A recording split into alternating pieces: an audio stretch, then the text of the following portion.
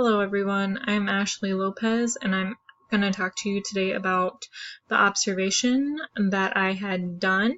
It was over a toddler and it was viewing a naturalistic observation. So who and where? I had the opportunity of observing a toddler between the ages of 3 and 4. I did this at my church, which is a Christian church. There were 2 caregivers that were taking care of the children. There were 6 other children, and the children all ranged from 3 to 5 years old. And when I observed in there, it was just towards the end of the day, so it was free time play, and they got to play around with different things, pretty much do what they wanted to, and I also got to observe the parents picking the children up as well towards the end of the day. A couple things that I had observed were the physical attributes of the child, the short attention span, because children tend to have a shorter attention span. I observed yelling, lots of playing. I observed this toddler that had interaction between the kids and the caregivers. I observed him imitating other children and a wide range of emotions going on in the toddler. I also observed lying. And at the end of the day, of course, his parents came to pick him up, and I observed the affection towards the parents at pickup.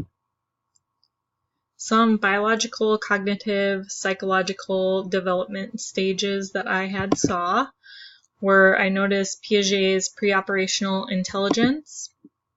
Berger had stated that this was the term for cognitive development in ages 2 to 6, which language and imagination are included, but logical thinking is not conveyed. Centration. This was the focus on one aspect and ignoring others. So for example, I observed they were all the children eventually started coloring with crayons, and all of the children had gotten 2 crayons each. And one of the crayons in the toddler that I observed had been broken, and the rest of the kids had full-sized crayons. So he kind of got really upset and mad and didn't know why he wasn't getting a full-size crayon. He didn't think it would do the same thing because it wasn't whole like the other kids had. I also observed private speech. For instance, he said that he was going to jump to himself and to others around him, and that's what he ended up doing. I observed fighting and frustration. He would kind of get frustrated when the other kids would not play with him, and Berger had stated this would be an example of egocentrism because they're seeing it from their own perspective. So in his mind, he wanted to play, and he thought that other kids wanted to play, and he didn't understand why they weren't wanting to play because he wanted to. I saw him imitating other children jumping, so he would see a child jump, and therefore he felt like he needed to jump and join in. And I had also observed him hit a kid with a car that he was playing with on his fingers. It was by accident, of course, but then the other child went and told the caregiver, and the caregiver came to confront him about it, and he ended up lying about it, and this could be described as theory of mind. He was lying because he didn't want to get in trouble and kind of made it seem like it wasn't him that did it. Berger had also stated about instrumental aggression. So he had developed a sense of jealousy when he found out another person was playing with the car that he had previously been playing with. So what he did was he stole the car from the other child as kind of like a punishment. He loved to be the center of attention, And I saw the wide range of emotions from him being extremely happy to upset and frustrated to very loving and nurturing. He had a short attention span also because he was doing like a million things at once. He would be coloring and then all of a sudden he'd jump to jumping around and then playing with a car and going up and down a slide. But the short attention span, Berger stated, is because of the immaturity of the prefrontal cortex. His interaction with other children, he always wanted to interact with somebody. Most times it was a play yelling match, and it was just all in good fun. They were play yelling to see who could yell the loudest. He would get frustrated if the children had stopped playing, but there goes the attention span thing too with the other children. He played rough, and it didn't matter the gender, so this would be called, according to Berger, a rough and tumble play where he would wrestle with the children. And he liked making his presence well known to other children. And he was a very, very social child. He had no problem going up to any of the kids in that play area. His interaction with the caregivers, he engaged with them at random. So in between his bursts of playing, he would go up to them and ask them questions or ask them why things were this way or if he could play with this. He would also imitate the caregivers when they were correcting other children.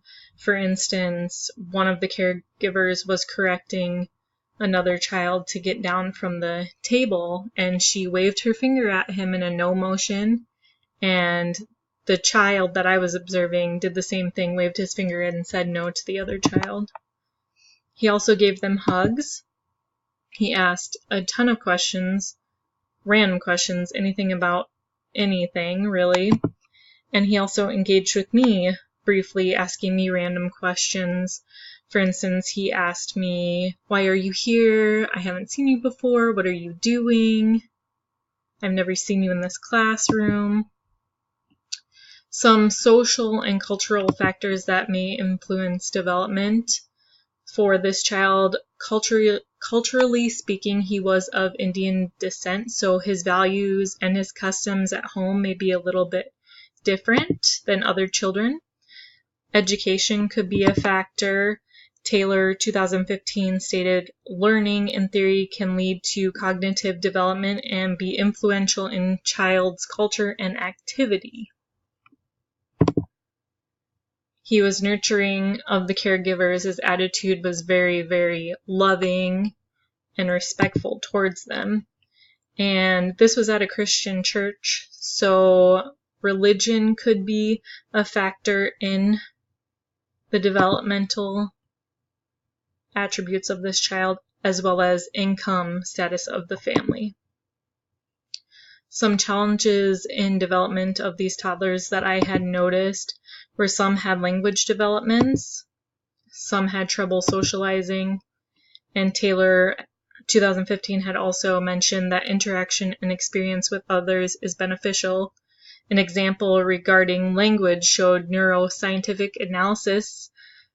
They showed neural processes that occur in the brain during language and speech development do not matter simply based upon age. So it's super beneficial to have interaction and experience with other individuals that will help develop your language skills. I also observed that self-regulation proved to be problematic in some children. They had a hard time focusing on their emotions and getting those under control, but they are children. And Montroy, McClelland, Bowles, Skibb, and Morrison, 2016, had did a study that suggested researchers and educators should support the development of behavioral self-regulation during early childhood, for it is an early contributor to later life successes. My personal experience, I thought it was interesting and fun to watch the kids interact with each other. They were very entertaining. And I was amazed on how each child socialized differently. I had seen some kids who were very social, and then I had seen some kids who were very antisocial. Each child is very unique, so each child may get nurtured a little bit differently. But Psalms 127:3 in the New International Version mentions that children are a heritage from the Lord and they are His reward. So each child is unique and they are of importance and they are a gift and a reward. And it was also interesting to see how they interacted with their caregivers and their parents. Some of them did not hug their parents or the caregivers or show much affection towards them, but when I observed my child, he was very loving to both his caregivers and to other children around him as well. He tried to hug other children and his parents. I gained a new insight on how developmental stages are important and how they can be assessed. I thought it was really neat that I could find certain factors that would influence each child. So it was nice to recognize the different factors that do influence their developmental stage.